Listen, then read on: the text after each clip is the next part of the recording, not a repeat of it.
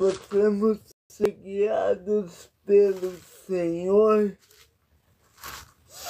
não segundo a carne, mas segundo o Espírito que habita em nós, pelo santo e vivo sacrifício, que nós possamos habitar no Senhor e buscar das suas mãos paz, misericórdia, amor, respeito, os atributos do Espírito Santo, né? Paz, misericórdia, bondade, perdão, longanimidade, brandura, esperança, etc. Que nós possamos estar unidos ao Senhor nesse quesito.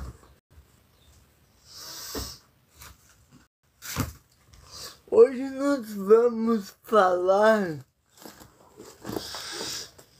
sobre Colossenses capítulo 1. Colossenses 1. Nós vimos na aula passada subsequente, a introdução da carta. Deixa eu só achar aqui na minha Bíblia, que a outra é muito ruim para ver.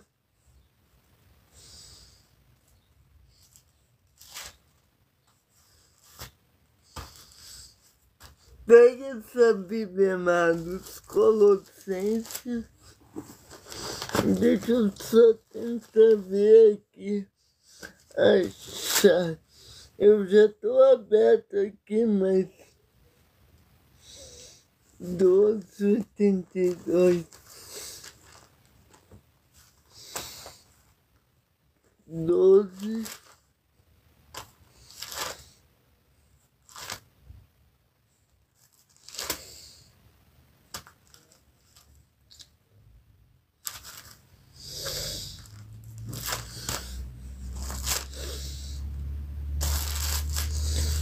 Que Deus possa tratar com você e te dar a viva esperança. Não saia, por favor. Vamos ver quem está aqui.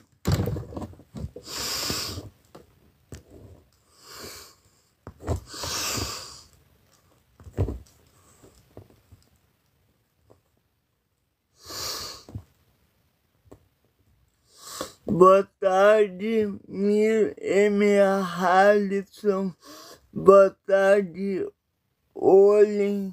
Boa tarde a todos. Vamos hoje, então, para a segunda mensagem. Na primeira aula, nós vimos quem é o apóstolo Paulo, né? O apóstolo Paulo sempre apresenta-se tratando sobre quem ele é, sobre a visão dele, né? E nós queremos expor essa carta. Antes de começarmos aqui o capítulo, eu quero falar por que expor a carta aos Colossenses. Além da língua, preste atenção nisso. Além do ensino paulino geral ser extraordinário, a carta de Paulo aos Colossenses nos ajuda a compreender a natureza de Jesus Cristo, quem ele é. João, no seu evangelho, logo no capítulo 1, a gente já tem uma exposição lá no canal. Quando eu digo no canal, é aqui e no YouTube, tá? A gente tem uma exposição falando de João capítulo 1, porque João capítulo 1, logo nos primeiros 14 versículos, João ele faz uma apresentação do Logos, né, do Verbo de Deus. E nessa apresentação do Logos, o João apresenta quem Cristo é antes da sua encarnação, antes dos seus tabernáculos, né? Tabernáculo é a presença de Deus na terra. Então, a tenda de Moisés é chamado de tabernáculo, mas o verdadeiro e vivo tabernáculo, o verdadeiro destinar de Deus é Cristo, porque Cristo sendo Deus, ele esvaziou-se mesmo, foi achado em forma humana, como a gente viu em Filipenses. Então, o Jesus ele tabernaculou entre nós. Até inclusive a gente iniciou essa exposição de Filipenses, mas não terminou. Depois de Colossenses eu volto. Bom, então tomando como base essa ideia de Cristo ser o Deus encarnado, o apóstolo Paulo em Colossenses ele fala sobre isso. E depois que ele deu as suas características, que eu vou entender aqui que você já viu a mensagem 2, a primeira exposição. Se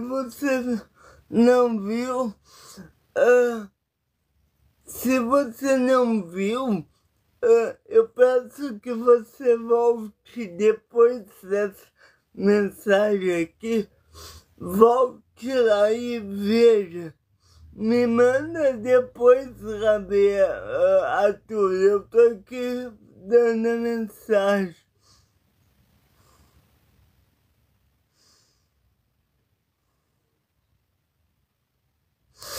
Ok, depois você vai lá no YouTube e olha.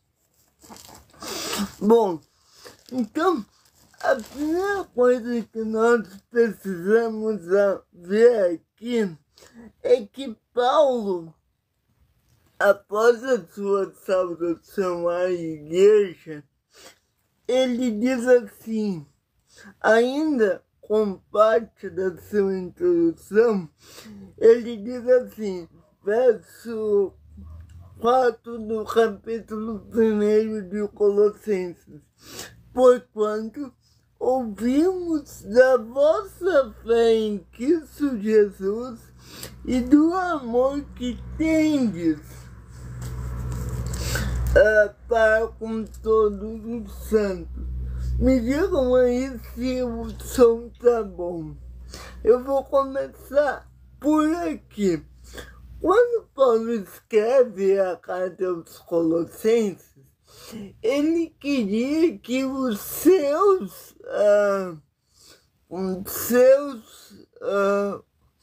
leitores, as pessoas que tivessem acesso à sua mensagem, que é a mensagem de Cristo, ele queria que essas pessoas, ou seja, seus ouvintes, soubessem do amor que ele tinha primeiro a Cristo, mas em Cristo Paulo gostaria que os seus irmãos soubessem, seus irmãos na fé, que ele amava eles. Que ele não estava escrevendo aquilo só para julgar eles. Não, ele estava escrevendo o que ele escrevia a fim de ensinar os mandamentos e a doutrina de Cristo. Então, este é o ponto de Paulo. Ele escrevia por amor. E aí hoje veremos do verso 1, na aula passada nós vimos do verso 1 ao 4, e hoje eu vou analisar dos versos 5 ao verso 11, ok? A gente, geralmente eu expunha pelas verso 11, ok? A gente, geralmente eu expunha pelas eu fazia geralmente a exposição de uma vez. Mas hoje nós vamos analisar o fim da primeira e o início da segunda perícope, que é prefácio e saudação, e andando diligentemente. A gente vai do 5 até o 11, ok? Então vamos lá. Por verso 5, vou ler agora do 5 ao 8 e a gente vai orar e vou começar a exposição. Vamos lá? Colossenses capítulo 1, do 5 ao 11. Por causa da esperança que vos está reservada nos céus, da qual antes ouvistes pela palavra da verdade do Evangelho, que já chegou a vós, como também em todo mundo, e já vai frutificando, como também entre vós, desde o dia em que ouvistes e conhecesse a graça de Deus em verdade, como aprendestes de Epáfras, nosso amado conservo, que para vós é fiel ministro de Cristo, o qual nos declarou também o vosso amor no Espírito. Por essa razão, fique conosco. Por essa razão, nós também, desde o dia em que ouvimos, não cessamos de orar por vós e de pedir que sejais cheios do conhecimento da sua vontade em toda sabedoria e inteligência espiritual, para que possais andar diligentemente diante do Senhor, agradando-lhe em tudo, frutificando em toda boa obra, e crescendo no conhecimento de Deus, corroborados em toda a clareza, seguindo a força da sua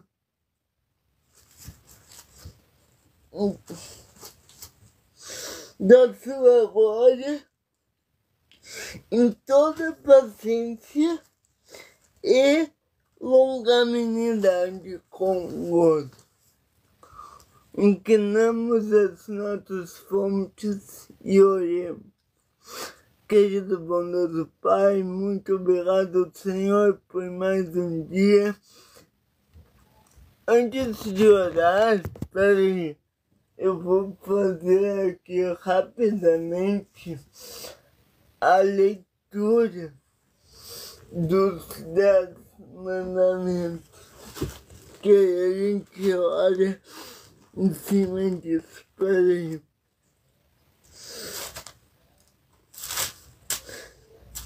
Deuteronômio, capítulo 5.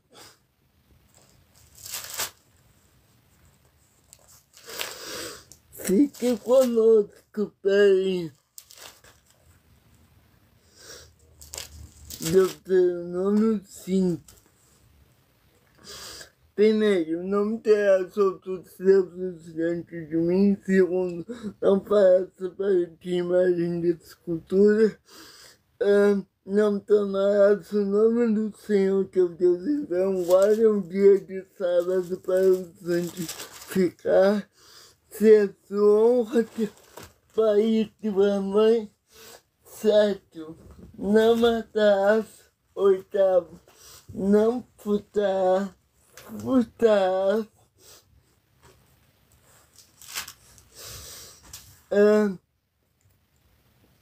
Não adulterarás, não dirás falso testemunho, 10. Não cobiçarás a casa do teu próximo, a mulher do teu próximo, nem alguma coisa do teu próximo. Inclinamos as nossas fontes e oremos. Querido Deus, muito obrigado, Senhor, por mais um dia. Muito obrigado, Deus, por todas as suas bênçãos. Senhor, perdoe se nós quebramos um desses mandamentos. Perdoe se não fomos fiéis a Ti. Perdoe se não ajudamos e não amamos o nosso próximo. Perdoe nossos pecados sexuais e libertinosos. Perdoe, Senhor, se desonramos nossos pais e as autoridades. Perdoe, Senhor, se cobiçamos alguém, algo ou uma experiência que não é nossa. Perdoe, Senhor. Perdoe a nossa ofensa e pecado. Humilhados estamos diante do Senhor. E peço, Senhor, que agora me ajude. Ajude-me, Senhor, com o auxílio da Tua graça, do Teu amor, a expor a Tua palavra. Usa-me como um canal de bênção, para que eu possa levar a Tua palavra e expor esse texto com fidelidade.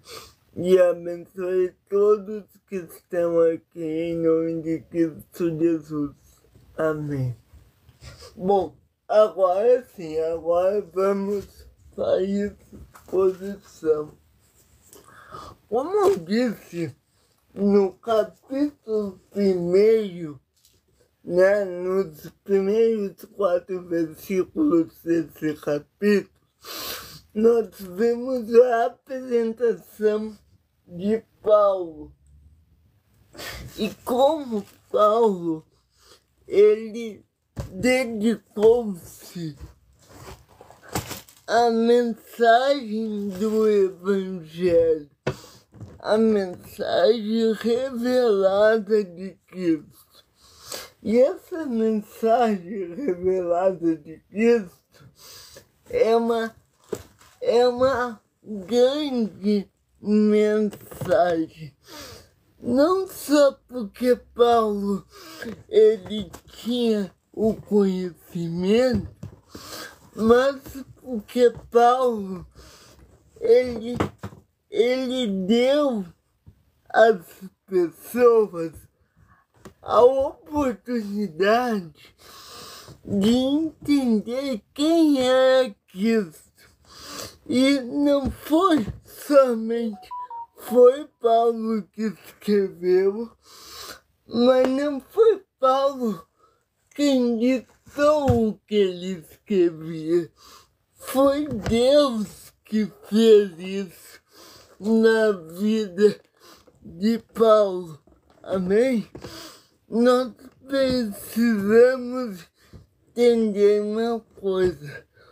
Quando um pregador ou um ministro da palavra fala do evangelho, é Deus que está ali falando a ele. Amém? É Deus que está colocando as palavras. É o Espírito Santo que está instruindo.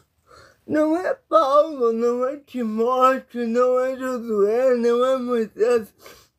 É o Espírito Santo. Ok? Então, só queria deixar isso bem claro. Palavra de Deus é de Deus, tá? Mas é claro que Paulo era um homem muito determinado. Vamos ver no início do capítulo, nós vimos a apresentação de Paulo e hoje nós veremos quais são os motivos das credenciais de Paulo. Paulo começa, verso 4, dizendo que quando nós ouvimos a mensagem de Cristo, a nossa fé aumenta. E uma das coisas que vem por decorrência do aumento da fé é a caridade. Uma pessoa que diz que tem fé, mas que não auxilia os outros, a caridade não é um meio de salvação. Quem salva é a graça. Mas o que Tiago ele fala no capítulo 2 dessa casa é verdade. Quem diz que ama Deus e não tem caridade, ou seja, não faz as obras que isso fez, este está provando que não foi salvo. Novamente, não é a caridade que salva, não é as obras que salvam, mas a pessoa que é verdadeiramente salva, ela vai querer mostrar obras de salvação, não para mostrar o quanto ela amou os outros, não para se auto-vangloriar, mas para que quis, porque ela recebeu genuinamente, ela também quer dar. É isso que um discípulo quer fazer, entendeu? Que não é a caridade não é uma causa de salvação, mas é uma evidência dela, né?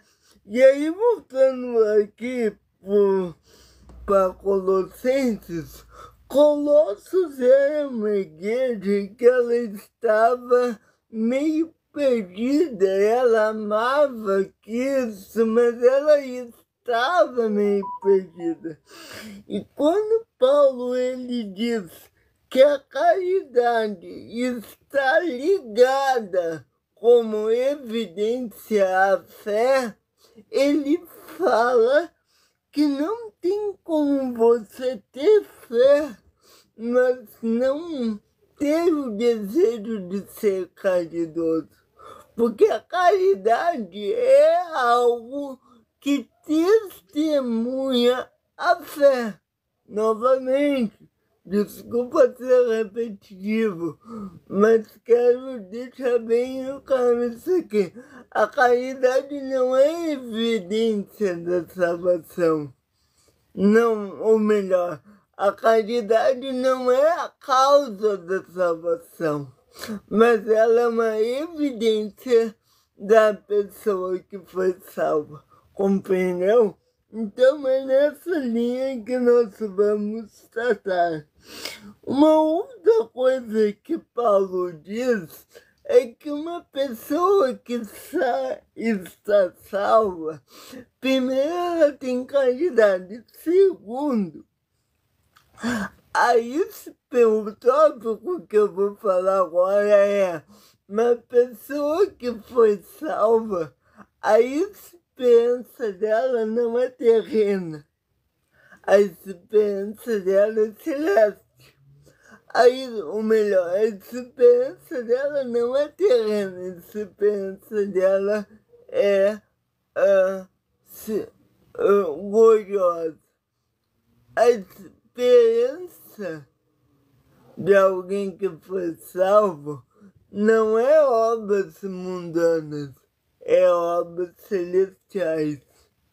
A fala de alguém que foi salvo, a intenção de alguém que foi salvo já não é mais os fazeres do corpo, mas é as virtudes da alma. Ou seja, quando nós amamos o Senhor, a nossa esperança está nos céus, é o que ele diz no verso 5, parte A. Pela esperança que vos está reservados nos céus. Então, quando eu sou salvo, eu não vivo mais como os incrédulos. Eu vivo esperando o dia da remissão. Aqui no mundo pode dar tudo errado, mas eu sei que a esperança que habita em mim é uma esperança certa, é uma esperança que busca o Senhor. Não saia, por favor. Segundo ponto, ou melhor, terceiro ponto, segundo é que a esperança é celeste, não é terrena. Terceiro ponto é que segundo é que a esperança é celeste, não é terrena. Terceiro ponto é que Paulo fala que essa esperança ela foi reservada de qual forma? De qual forma essa esperança? Aí. De qual forma essa esperança foi reservada? Ele diz assim, pela esperança que está reservada de qual já dantes ouvistes pela palavra da verdade do Evangelho. Então vamos lá, primeiro a gente sabe qual já dantes ouvistes pela palavra da verdade do Evangelho. Então vamos lá, primeiro a gente sabe que a esperança não é esse mundo. Segundo, Paulo dá o destinatário dessa esperança. O destinatário dessa esperança é o mesmo remetente. Como assim, Thiago? A esperança está nos céus. Esse é o destinatário. Mas a esperança também foi posta antes de nós vermos o destinatário. Mas a esperança também foi posta antes de nós ver a terra. Deus, ele já colocou nos nossos corações a vontade do céu antes de nós ver a terra, ou seja, a esperança é o nosso destinatário, ou seja, o nosso destino, mas esse mesmo destino tem o seu gênesis, o seu início no nosso destinatário. Como assim, João? Não estou entendendo. Perceba, A nossa esperança é o céu. O céu é para onde nós vamos. Porém, essa esperança que é futura foi criada no passado neste mesmo lugar, no céu. Ou seja, Deus, ele colocou em nós a vontade de retornar para o céu. Então, a esperança é tanto o destinatário quanto o remetente, porque nós queremos o céu, mas quem colocou em nós a vontade do céu foi o próprio Pai do céu. Entendeu? Então, nós já viemos com uma marca com selo do Espírito. Aqueles que vivem para Cristo já vieram com esse selo da promessa. É claro que o homem precisa se arrepender, porque quando ele veio, ele foi manchado pelo pecado. Mas isso não retira a verdade que quem já veio à Terra veio com destino final. Antes do início da caminhada, Deus já havia prometido e já tinha destinado aquela pessoa para o seu destino final, mesmo antes do início da caminhada, e aquela pessoa para o seu destino final, mesmo antes do início da caminhada, e é isso que Paulo diz aqui. Ou seja, anteriormente, ouvistes pela palavra do Evangelho.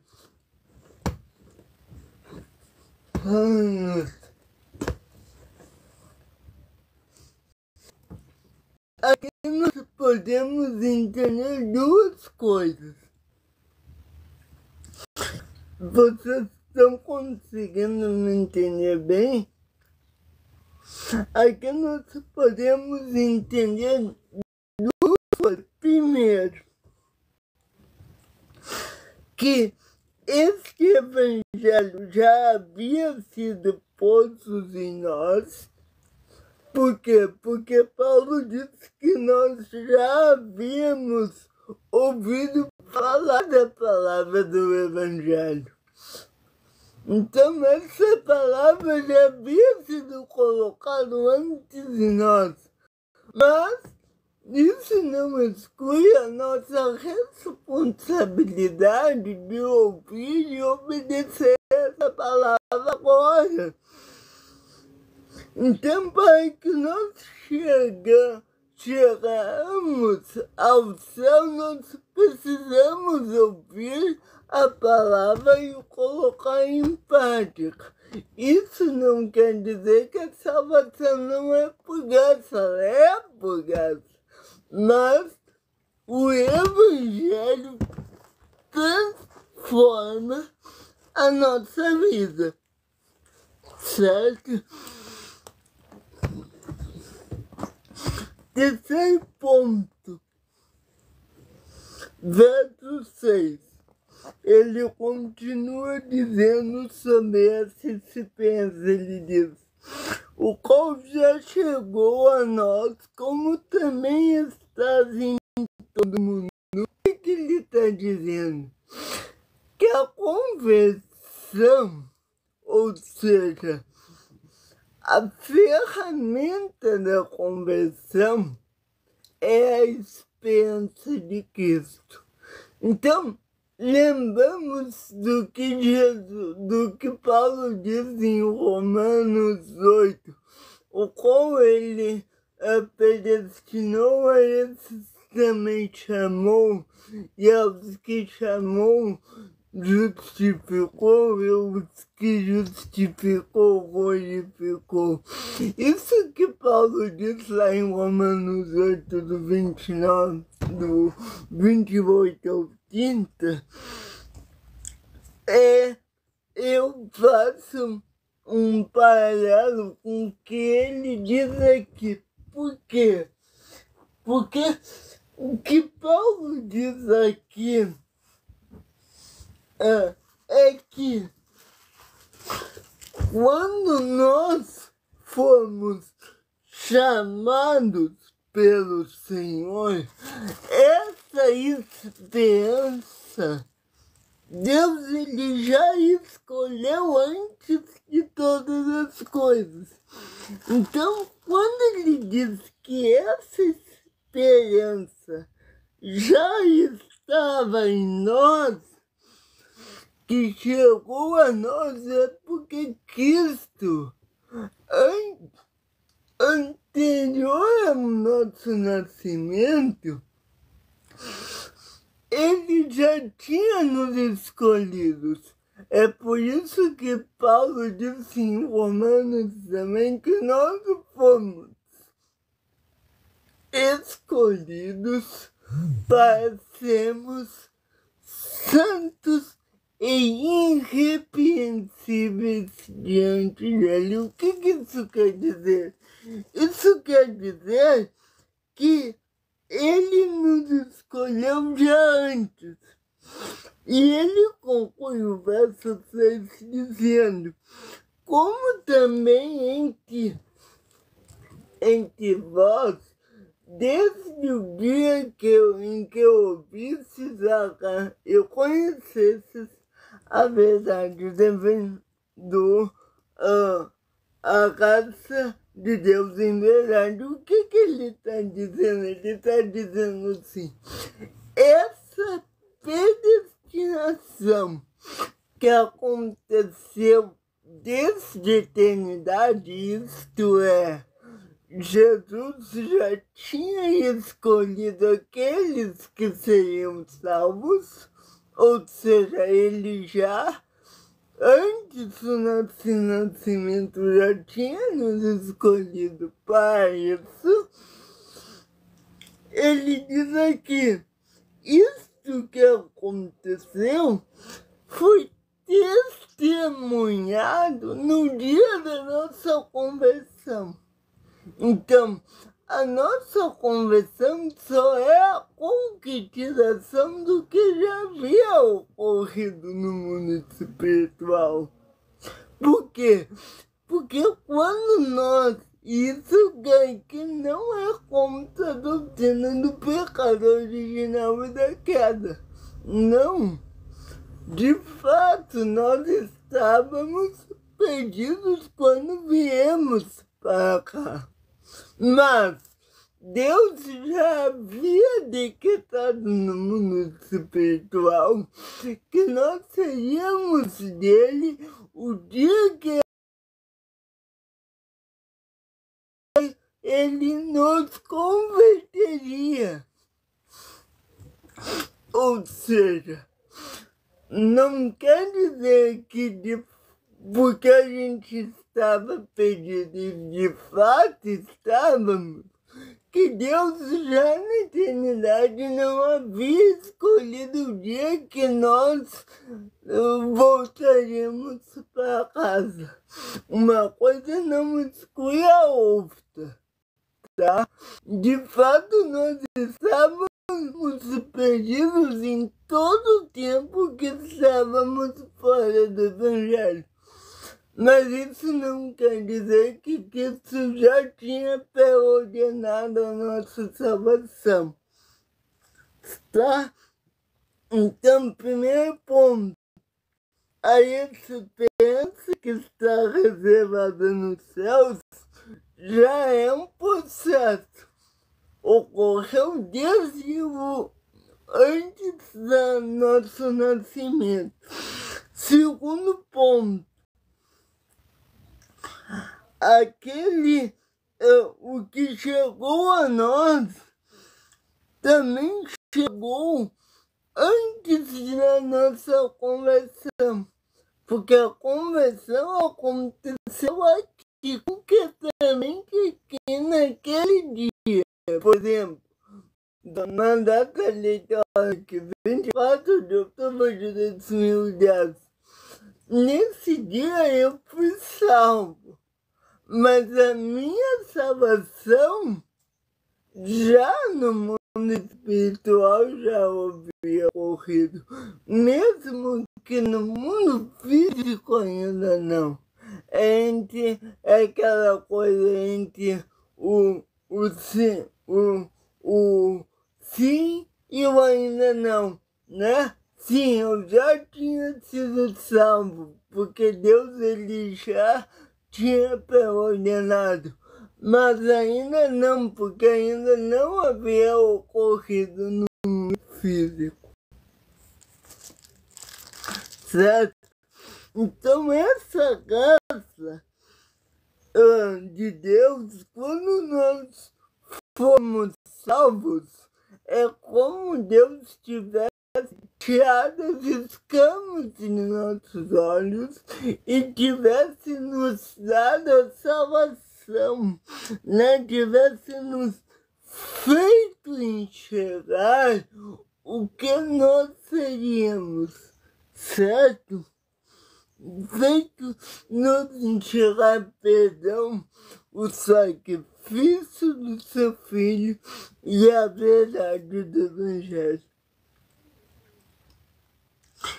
Terceiro, quarto ponto está no verso 7 e 8, diz assim: como aprendestes de Epafras, nosso amado conservo, que para vós é um fiel ministro de Cristo, o qual nos declarou também o vosso amor pelo no Espírito. O que Paulo está dizendo aqui? Epafras era um ajudante do ministério de Paulo. E assim como todos que foram justificados, Epafras também havia sido. E aí Paulo diz assim: nosso amado conservo é um fiel ministro de Cristo. Aqui ele está falando de Epafras, mas vamos destacar duas coisas. Primeiro, o que aconteceu com a pessoa, depois com Epafras concretamente. Ou seja, o que Paulo está dizendo que o conservo Epafras é um fiel ministro de Cristo é porque Epafras, assim como todos os seres que foram salvos porque Cristo os salvou. E quando nós somos salvos, ou seja, quando somos justificados, se a nossa salvação foi real e verdadeira, nós temos uma mudança de mente e coração, a memória no original grego, né? Então, nós temos uma mudança de mente e coração, a memória no original grego, né?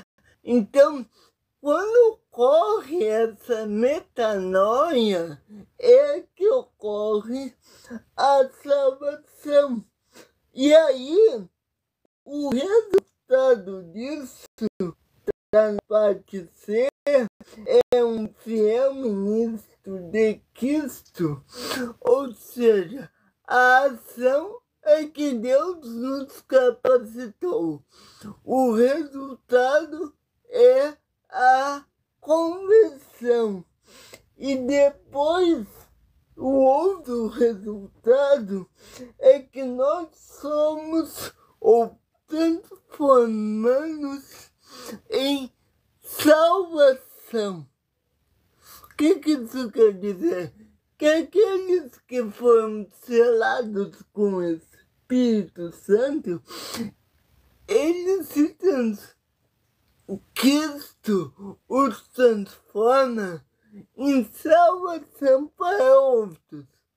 Não é que a salvação é nós, não é que isso nos dá poder de salvação, mas através de nós, Cristo, através da nossa conversão, Ele usa a nossa conversão como ferramenta para a salvação de outros. Olha só que Deus lindo, amados.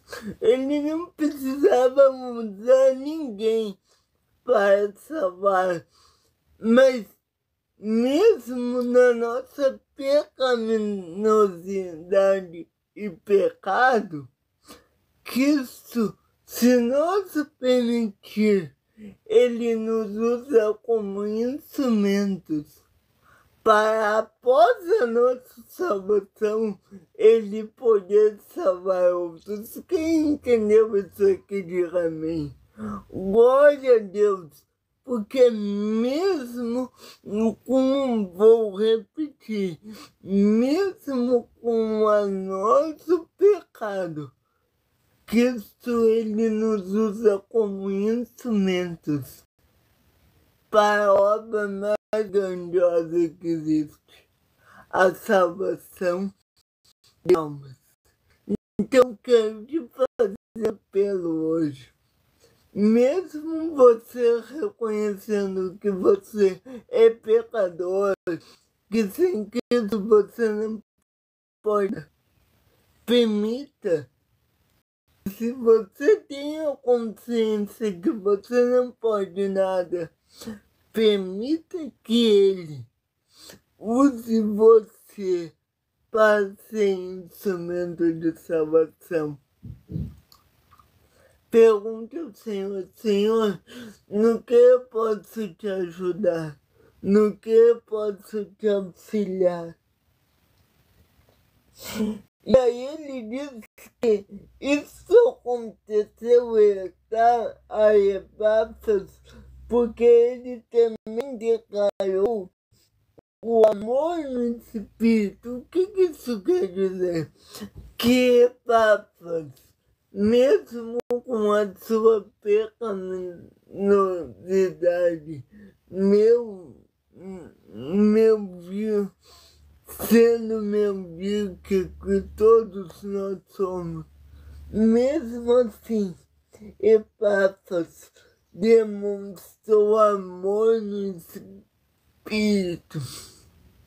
E através do amor que ele demonstrou, ele foi usado como instrumento de salvação para a salvação dos seus irmãos.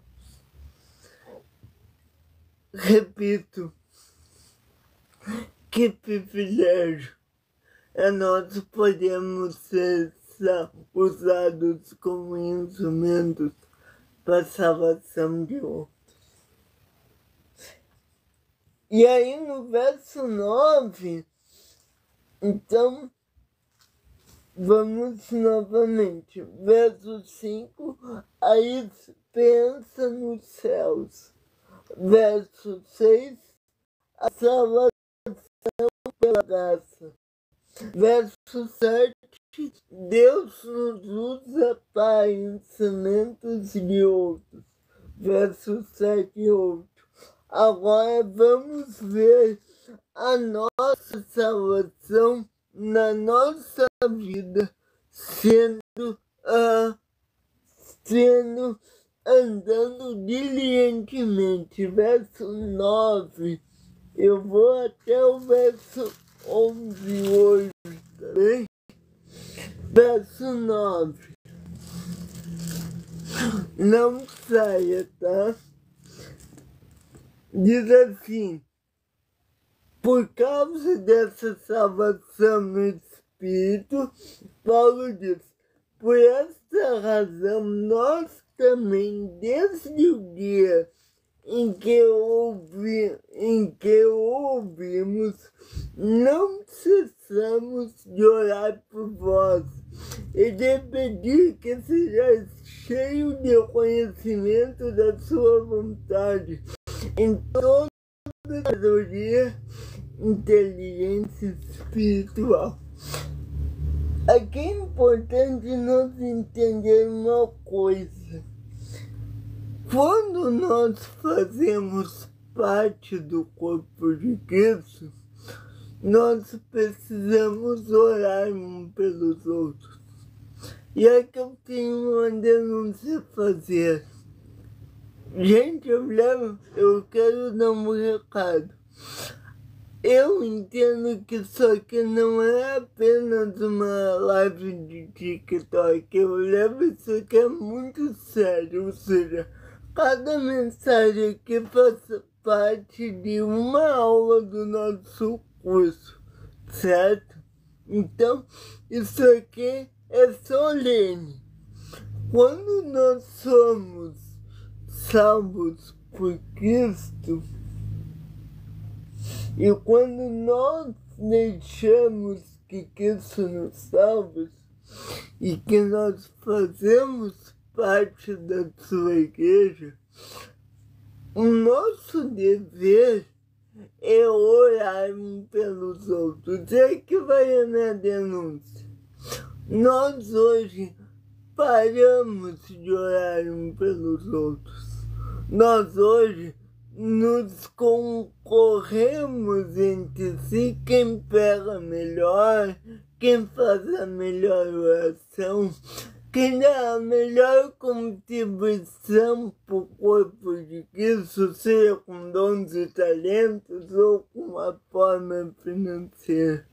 Não é isso que Cristo nos chama a fazer. Cristo nos chama para nós orar sem cessar um pelos outros. E o que isso quer dizer? Isso quer dizer que quando nós somos parte do corpo de Cristo, nós somos chamados a orar por aquele irmão que está com dificuldade na fé, a orar por aquela senhora que o marido morreu e deixou ela e seus filhos pequenos sozinhos, a ajudar aquele cara que não consegue vencer a pornografia, que é irmão fiel na igreja, em vez de julgar ele, ir lá e salvar e ajudá-lo em Cristo a vencer a pornografia. É isso que nós somos chamados a fazer. E tem muita gente que diz assim: eu deixo, quem deve orar é o padre e o pastor, ele é pago para isso. Não, querido. Nós tendo um padre e um pastor não nos emite da responsabilidade de sermos participantes do corpo de Cristo e de exercermos as disciplinas espirituais. É por isso que Paulo ele diz as disciplinas espirituais. É por isso que Paulo ele diz que aquele que foi salvo em Cristo, por isso que ele diz no verso 7, que nós devemos ser fiéis ministros de Cristo. Epáfras, Paulo diz que Epáfras é um fiel ministro de Cristo, porque Epáfras fazia essas coisas. E nós fazemos, como eu disse, nós oramos por aquele irmão que está em dificuldade. Nós alimentamos aqueles que são famintos. Nós jejuamos para vencer as nossas tentações. E ele diz que essa oração é para que nós chegamos ao conhecimento da verdade. O que isso quer dizer? Muitas pessoas, vou dar um exemplo, muitas pessoas elas têm uma dificuldade hoje de aceitar o que a Bíblia diz. Elas dizem que são cristãs, mas têm dificuldade de aceitar. Por exemplo, se eu não matar, não roubar, eu posso me relacionar com um relacionamento fora do casamento. Elas estão relativizando a palavra. E é isso que Paulo diz, que as pessoas, elas são cheias da verdade. Alguns têm a verdade, outros não, mas até os que têm a verdade estão relativizando a verdade. É por isso que Paulo diz que a sabedoria e a inteligência espiritual não está em apenas conhecer a verdade no nosso intelecto, mas é praticar a verdade. É tirar a Bíblia do papel e exercer, por exemplo, os atributos de Cristo.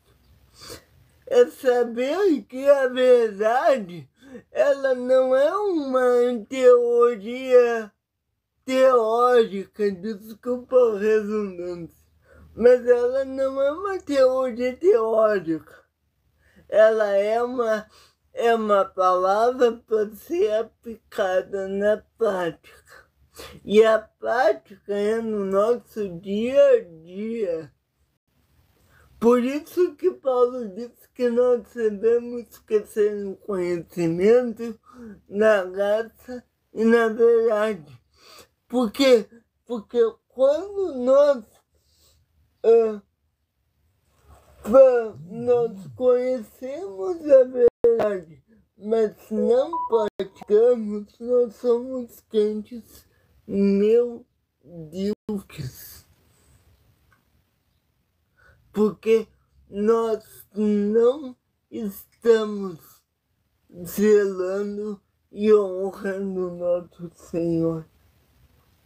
É por isso que o Senhor, ele disse, aqueles, vocês se aproximam de mim com os lábios, mas o seu coração está longe de mim. E queridos, quantos de nós no último dia vamos ouvir o nosso Senhor? Não vos conheço, porque vocês não, quando eu estava no vocês não me investiram, quando eu estava com fome, não me deram de comer, quando eu estava doente, não fosse me visitar, quando eu era estrangeiro, não me acolhesse. E aí vão perguntar, Senhor, quando tivemos assim, não fizemos, não te ajudamos, não fizemos essas coisas. E aí o mestre dirá, em verdade, quando não fizerdes a um desses meus pequeninos irmãos, a mim não o fizeste. É disso que Paulo está falando. que a fé não pode ser uma coisa teórica. Ela precisa estar na prática. Vamos ao verso 10. Eu já li o verso 10. Nós precisamos fazer essas coisas para que andemos diligentemente perante o Senhor. E diligência não tem a ver somente com constância. Também a constância é uma coisa importante na diligência, porque se não há constância, não existe diligência. Mas, para mim ser diligente ali na constância, eu preciso ser fiel. Eu preciso fazer bem feito, eu preciso orar com vontade, eu preciso ajudar com vontade, e não apenas porque é uma mera obrigação. É por isso que Paulo diz que a salvação é pela graça, mas que a vida cristã exige obras. Por isso que Paulo diz que a fé sem obras é morta. Não no sentido das obras salvarem, mas uma pessoa que é salva não demonstra da salvação pelas obras, é de se suspeitar. Um quinto ponto é que nós devemos fortificar a nossa vida de cristã com toda boa obra. Quando Paulo fala toda boa obra, novamente é uma constância. Quando nós somos chamados a ser discípulos de Cristo, nós não somos chamados a sermos pela metade. Amamos o Senhor, mas apenas no sentimento. Não, a vida cristã exige que nós amemos ao Senhor nas nossas obras, ou seja, para nós provar que amemos ao Senhor, nós precisamos às vezes fazer coisas que não queríamos, porque é certo se fazer. Quer ver um exemplo? Eu vou dar um exemplo para vocês. Vocês se lembram da enchente que teve no Rio Grande do Sul? Eu vi um testemunho de uma senhora que ela disse que ela foi para a igreja, eu acho que foi no primeiro final de semana de enchente, e ela se sentou no banco e ela começou a ver as palestras e tal. E o pastor lá disse que depois da reunião eles iriam ajudar na enchente. E essa mulher disse assim: ah não, eu estou muito cansada, eu já vim aqui, fiz a minha parte, bati o cartão, depois eu vou para casa. E aí depois ela disse: que ruim, que péssima que eu sou, porque muitos estão na igreja fazendo seus chamados.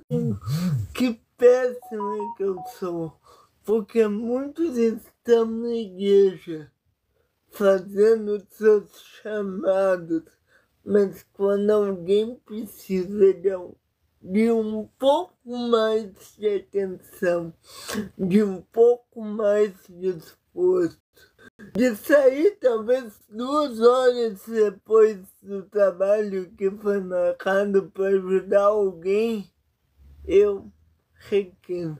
Ah não, eu ajudei, mas eu ajudei naquilo que vai me trazer um retorno.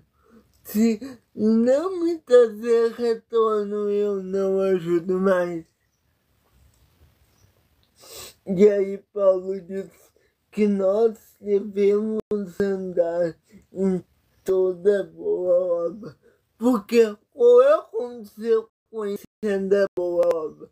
Crescer no conhecimento e na graça de Deus.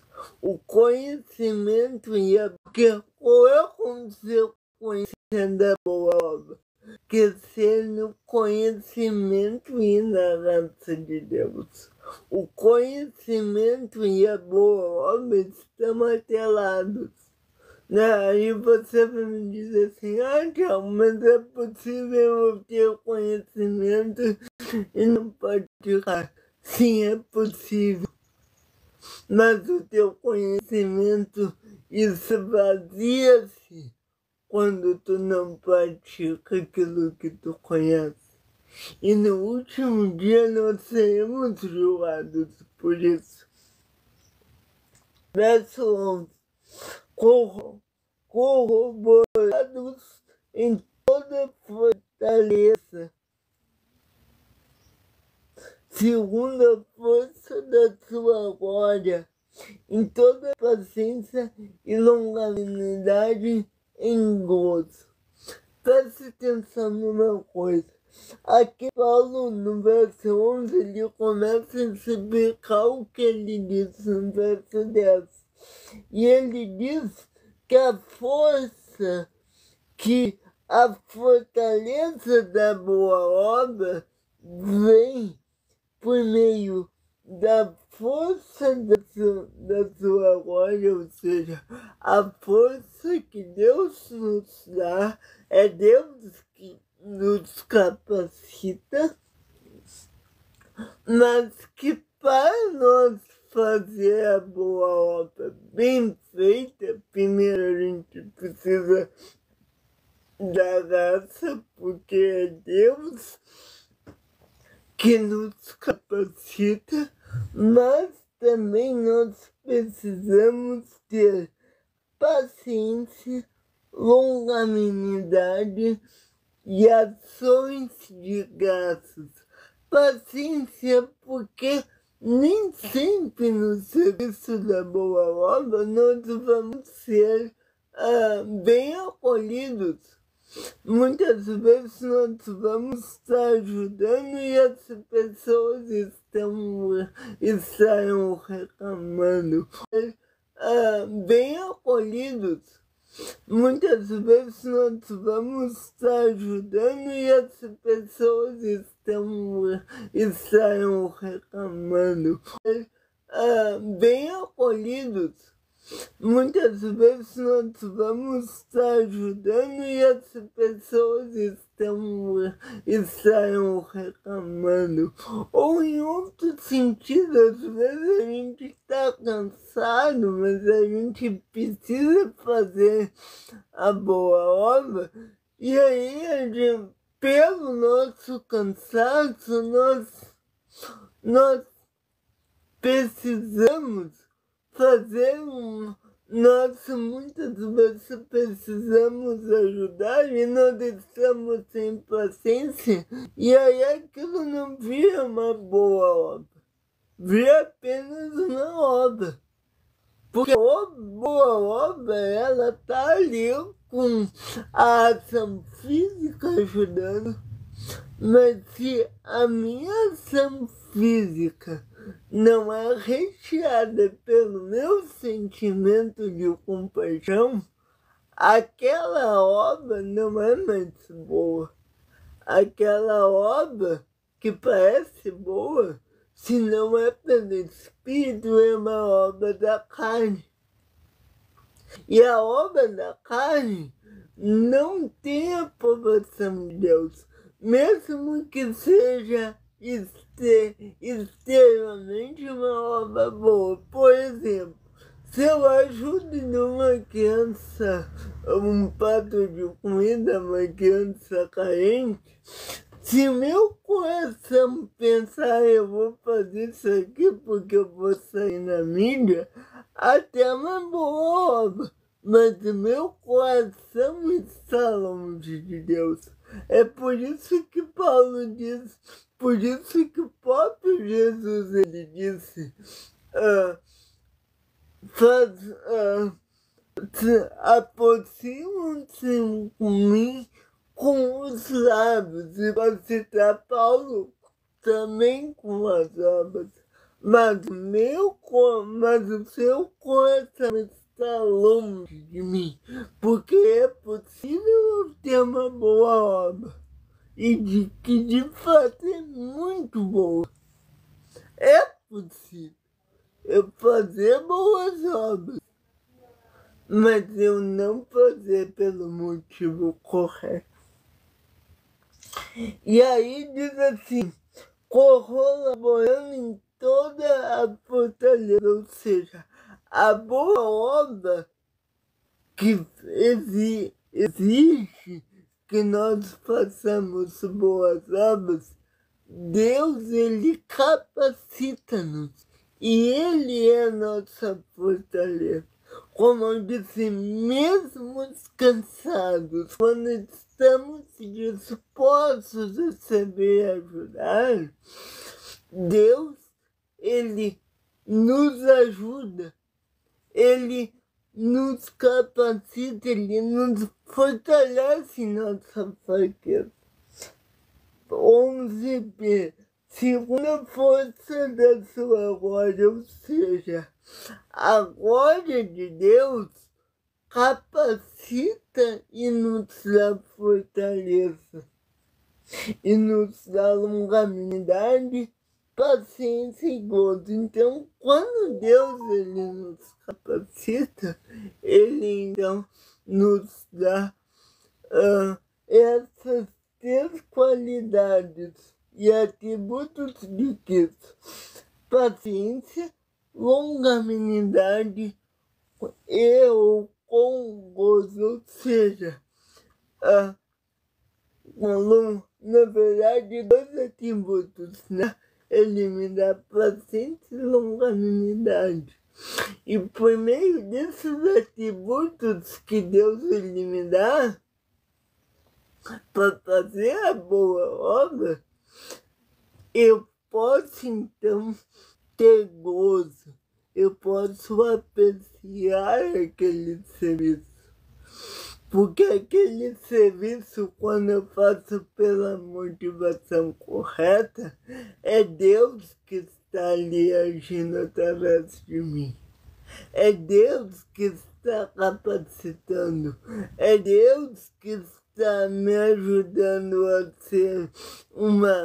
a praticar boas obras. E por fim, verso 12. Dando graças ao Pai que nos fez idôneos para participar da herança dos santos na luz. Partilhado do verso 12, diz que quando nós fazemos boas obras, nós devemos dar graças a Deus, porque é Ele que capacita.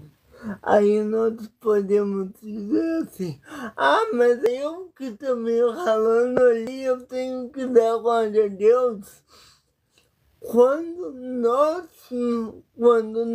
fazemos boas obras e, entre aspas, nos ralando, nós só estamos fazendo isso porque Deus nos capacita a levantar, a ajudar, um líder religioso disse que o Salvador nos ajuda a erguer as mãos que pendem, a fortalecer os joelhos enfraquecidos. Nós somos as mãos e os pés do Senhor nesse mundo. Então, Jesus, ele nos dá a salvação que existe em Cristo. Ou seja, quando nós somos salvos, é Ele que nos capacita a andar nas boas obras de Deus. Eu vou terminar a partir do verso do... Amanhã vamos falar na terceira mensagem sobre o verso do... Amanhã vamos falar na terceira mensagem sobre o verso 13 e o verso 13 ao 18, certo?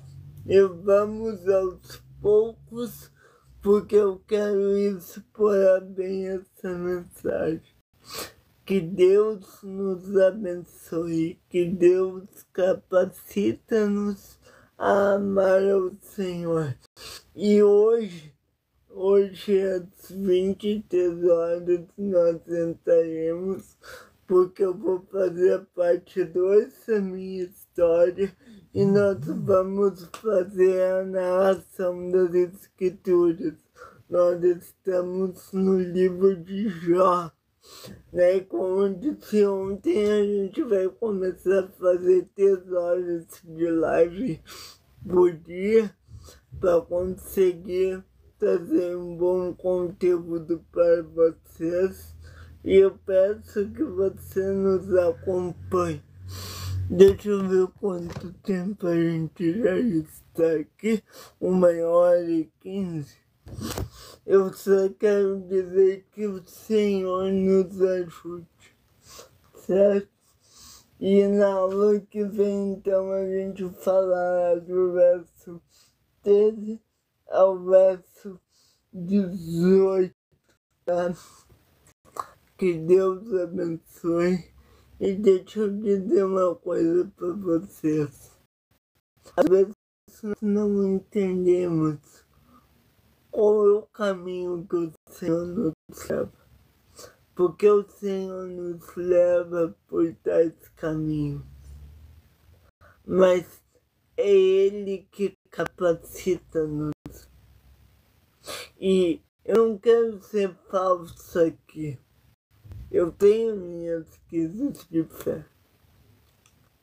Mas o Senhor, Ele ajuda-nos na nossa fraqueza. Certo? Hoje à noite eu terminarei o Romanos 1. Na verdade, a gente terminou o Romanos 1 ontem. E hoje nós vamos ao Romanos 2, certo? E também faremos o final da leitura de Jó, certo? Que Deus abençoe todos, fiquem na paz de Cristo. E eu estou gostando porque hoje teve menos pessoas de novo. Mas antigamente caía a live já nos primeiros 10 minutos e eu estou conseguindo agora fazer bastante o conteúdo e vocês estão chegando junto, muito obrigado. Eu volto a dizer, se você puder, me ajude lá no YouTube, se inscreva em nosso canal, ative o sininho e que Deus nos abençoe. E como eu disse, que Deus nos capacite a fazer boas obras, porque isso não é uma causa da salvação, mas essa é uma evidência da nossa que fomos salvos. Percebam o que eu estou dizendo, não é uma causa da salvação, mas sim uma evidência da salvação.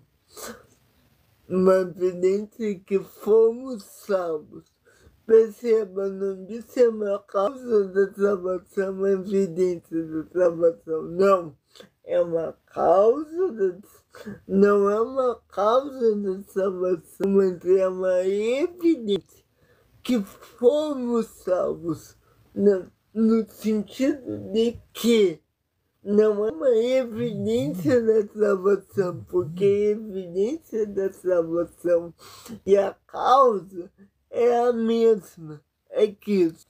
Ou seja, a causa é Cristo, porque é Ele que salva. A evidência da salvação também é Cristo, porque a nossa salvação evidencia a Cristo. Agora, além da evidência da causa, na salvação podemos dizer que as obras, elas são não uma evidência da salvação, mas é uma evidência na causa, ou melhor, uma evidência na salvação, não da salvação. Por quê? Porque a evidência, se fosse evidência da salvação, seria: se nós fazemos boas obras, então nós somos salvos. E nós sabemos que isso não é verdade. Pessoas fazem boas obras e não são salvos. Então, ela não é uma evidência da salvação. Porém, as boas obras são uma evidência na salvação. Por quê? Porque quem foi salvo pratica boas obras. Então, é uma evidência que está presente na salvação. Entende? Mas ela não é uma evidência da salvação, porque se ela fosse uma evidência da salvação, duas coisas. Primeiro, que isso não seria o único salvador. Quem seria as obras. Segundo, se fosse uma evidência da salvação e não na salvação, toda pessoa que fosse salva praticaria boas obras. E a gente sabe que isso não acontece.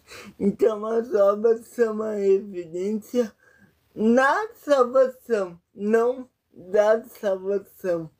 Conseguiram entender mais ou menos o que eu quis pensar aqui? Sim, muito obrigado.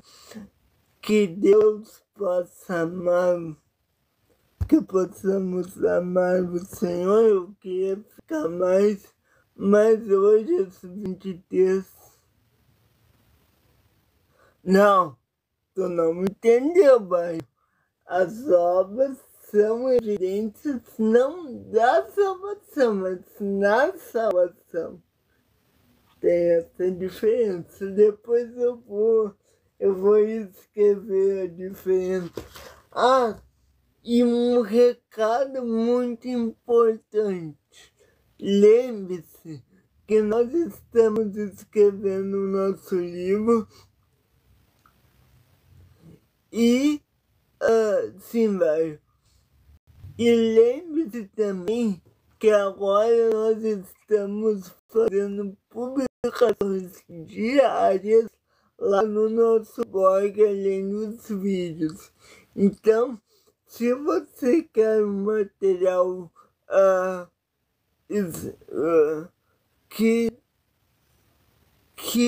se você quer um material escrito, meu material, veja o nosso blog, certo?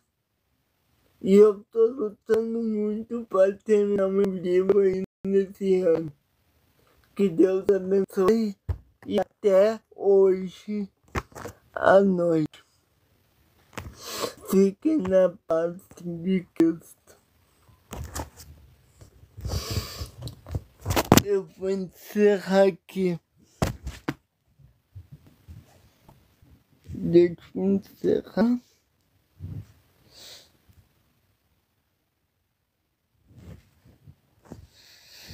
Tchauzinho. Deixa eu